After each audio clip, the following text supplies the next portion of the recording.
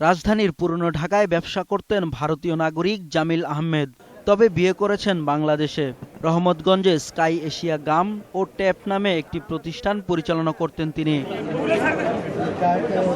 প্রতিষ্ঠানের কর্মচারীরা জানান, সোমবার সকাল থেকে জামিলকে পাওয়া যাচ্ছিল না।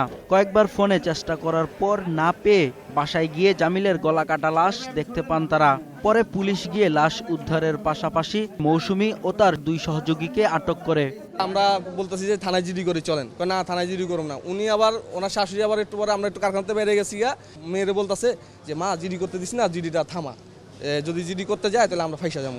ওনার বোনরে আনছি আমরা মোহাম্মদপুরতে আইনা থানায় জিডি করে, তারপর আমরা বাড়ির তালা ভাঙা ভিতরে ঢুকছি। ভিতরে ঢুকে দেখি যে পলিটিনে পেছনে রক্তাক্ত অবস্থা, লাশটা পুরো রয়েছে। পুলিশ বলছে, রোববার রাতে স্ত্রী মৌসুমী আক্তার সহযোগীদের নিয়ে খুন করেন স্বামী জামিলকে।